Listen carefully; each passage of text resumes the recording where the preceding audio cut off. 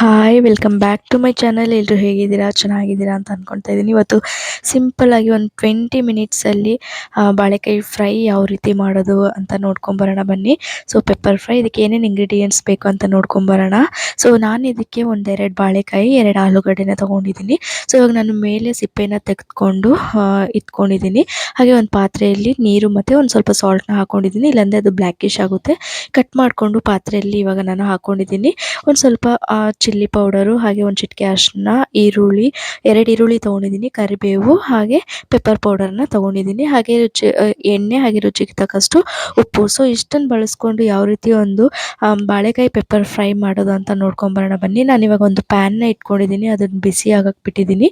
So ಇವಾಗ ಬಿಸಿ ಆದಮೇಲೆ ನಾನು ಅದಕ್ಕೆ ಒಂದು 4 to 5 ಟೇಬಲ್ ಸ್ಪೂನ್ ಆಯಿಲ್ನ ಹಾಕ್ಕೊಂಡಿದ್ದೀನಿ. ಒಂದು ಸ್ವಲ್ಪ ಜಾಸ್ತಿ ಆಯಿಲ್ ಹಾಕ್ಕೋಬೇಕಾಗುತ್ತೆ, ಅವಾಗ ಇದು ಟೇಸ್ಟಿ ಅಂತಲೇ ಅನಿಸುತ್ತೆ. ಆವಾಗ ಸಾಸಿವೆನ ಹಾಕ್ಕೊಂಡಿದ್ದೀನಿ. ಅದಾದಮೇಲೆ ನಾನು ಕರಿಬೇವನ್ನ ಚಿಟಪಟ ಅಂದಾದಮೇಲೆ ನಾನು ಆನಿಯನ್ ಒಂದು ಸ್ವಲ್ಪ ಬಾಕ್ಸ್ ಶೇಪಲ್ಲಿ ಕಟ್ ಮಾಡ್ಕೊಂಡಿದ್ದೀನಿ. ಸೊ ಆ ಥರನೇ ಕಟ್ ಮಾಡ್ಕೊಳ್ಳಿ, ಉದ್ದುದಕ್ಕೆ ಹೆಚ್ಕೊಂಡ್ರೆ ಅಷ್ಟೊಂದೇನು ಚೆನ್ನಾಗಿರಲ್ಲ. ಸೊ ಇವಾಗ ಹಸಿ ವಾಸನೆ ಹೋಗೋವರೆಗೂ ನೀವು ಫ್ರೈ ಮಾಡ್ಕೊಳ್ಳಿ, ಹಾಗೆ ಕಲರ್ ಚೇಂಜ್ ಆಗೋವರೆಗೂ ಫ್ರೈ ಮಾಡ್ಕೊಳ್ಳಿ. ಸೊ ಆನಿಯನ್ ನಾವು ಎಷ್ಟು ಹಾಕ್ಕೊಳ್ತೀವೋ ಅಷ್ಟು ಟೇಸ್ಟಿಯಾಗಿರುತ್ತೆ ಅಂತಲೇ ಹೇಳ್ಬೋದು. ಸೊ ಅದಕ್ಕೋಸ್ಕರನೇ ನಾನು ಒಂದು 2 ದಪ್ಪ ದಪ್ಪ ಆನಿಯನ್ನ ತೊಗೊಂಡು ನಾನು ಈ ಥರ ಚಾಪ್ ಮಾಡ್ಕೊಂಡಿದ್ದೀನಿ. ಸೊ ನೀವು ಕೂಡ ಈ ಥರ ಚಾಪ್ ಮಾಡ್ಕೊಳ್ಳಿ ಅಂತಲೇ ಹೇಳ್ತಾ ಇದ್ದೀನಿ. ಸೊ ಇವಾಗ ಅದನ್ನು ಫ್ರೈ ಆಗೋದಕ್ಕೆ ಬಿಡೋಣ ಒಂದು ಸ್ವಲ್ಪ ಹೊತ್ತು. ಸೊ ಇವಾಗ ನಾನು ಬಾಳೆಕಾಯಿ ಮತ್ತು ಆಲೂಗಡ್ಡೆನ ಒಂದು ಸ್ಟೈನ್ ಮಾಡ್ಕೊಂಡಿದ್ದೀನಿ ನೀರನ್ನ. ಇವಾಗ ಅದನ್ನು ಪ್ಯಾನ್ಗೆ ಹಾಕೋತಾ ಇದ್ದೀನಿ. ಸೊ ಇವಾಗ ಹಾಕೊಂಡಾದ್ಮೇಲೆ ನಾನು ಒಂದು ಸ್ವಲ್ಪ ಅದನ್ನು ಮಿಕ್ಸಿಂಗ್ ಮಾಡ್ಕೋತಾ ಇದ್ದೀನಿ. ಮಿಕ್ಸಿಂಗ್ ಮಾಡ್ಕೊಂಡಾದ್ಮೇಲೆ ಒಂದು ಸ್ವಲ್ಪ ಹೊತ್ತು, ಸೊ ಬಾಳೆಕಾಯಿ ಬೇಯೋದಕ್ಕೆ ಏನು ಅಷ್ಟೊಂದು ಟೈಮ್ ಏನು ತೊಗೊಳ್ಳೋದಿಲ್ಲ. ಸೊ ಒಂದು 15 to 20 ಮಿನಿಟ್ಸು ಸ್ಲಿಮ್ಮಲ್ಲಿ ಇಟ್ಟರೆ ಸಾಕಾಯಿತು. ಸೊ ಬೇಗನೆ ಬೆಂದು ಹೋಗುತ್ತೆ ಅಂತಲೇ ಹೇಳ್ಬೋದು. ನೀವು ಮೀಡಿಯಮ್ ಸೈಜಲ್ಲಾದರೂ ಕಟ್ ಮಾಡ್ಕೊಳ್ಳಿ, ನಿಮ್ಗೆ ಯಾವ ಥರ ಶೇಪಲ್ಲಿ ಬೇಕೋ ಆ ಥರ ಕಟ್ ಮಾಡ್ಕೊಳ್ಳಿ. ಸೊ ಇವಾಗ ನಾನು ಚಿಲ್ಲಿ ಪೌಡರು, ಹಾಗೆ ಒಂದು ಚಿಟಿಕೆ ಅರಿಶಿನ, ಪೆಪ್ಪರ್ ಪೌಡರು, ಹಾಗೆ ರುಚಿಗೆ ತಕ್ಕಷ್ಟು ಉಪ್ಪನ್ನು ಹಾಕ್ಕೊಂಡು ನಾನು ಮಿಕ್ಸ್ನ ಮಾಡ್ಕೋತಾ ಇದ್ದೀನಿ.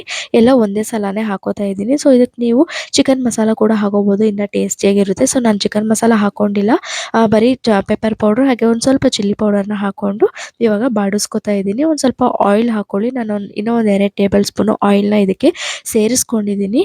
ಇವಾಗ ಮಿಕ್ಸ್ ಮಾಡ್ಕೊಂಡಾದ್ಮೇಲೆ ಒಂದು ಸ್ವಲ್ಪ ಹೊತ್ತು ಅದು ಲೋ ಫ್ಲೇಮಲ್ಲೇ ಇಟ್ಕೊಳ್ಳಿ ಗ್ಯಾಸ್ನ. ಸೊ ಇವಾಗ ನಾನು ಲಿಡ್ನ ಕ್ಲೋಸ್ ಮಾಡಿಬಿಟ್ಟು ಒಂದು 5 to 10 ಮಿನಿಟ್ಸ್ ಬಿಡ್ತೀನಿ. ಸೊ ಲೋ ಅಲ್ಲೇ ಇಟ್ಕೊಳ್ಳಿ, ಸ್ಲಿಮ್ಮಾಗಿ ಇಟ್ಕೊಳ್ಳಿ. ಇವಾಗ ನೀವು ನೋಡ್ತಾ ಇರ್ಬೋದು ನಾನು ಲಿಡ್ನ ಓಪನ್ ಮಾಡಿ ಯಾವ ರೀತಿ ಕಾಣಿಸ್ತಾ ಇದೆ. ಸೊ ಆಯಿಲೆಲ್ಲ ಬಿಟ್ಕೊಂಡಿರುತ್ತೆ. ಇದಕ್ಕೆ ಚಪಾತಿ ಇದ್ದರೆ ಚೆನ್ನಾಗಿರುತ್ತೆ ಅಂತಲೇ ಹೇಳ್ಬೋದು. ಯಾರಿಗೆ ಅಡುಗೆ ಮಾಡೋಕ್ಕೆ ಬರಲ್ಲ ಅವರು ಕೂಡ ಇದನ್ನು ಮಾಡ್ಕೋಬೋದು. ಸೊ ಇವಾಗ ನೋಡಿ ರೆಡಿಯಾಗಿದೆ, ಬೆಂದೋಗಿದೆ ಬಾಳೆಕಾಯಿ, ಆಲೂಗಡ್ಡೆ ಎಲ್ಲ ಫ್ರೈ ಆಗಿದೆ.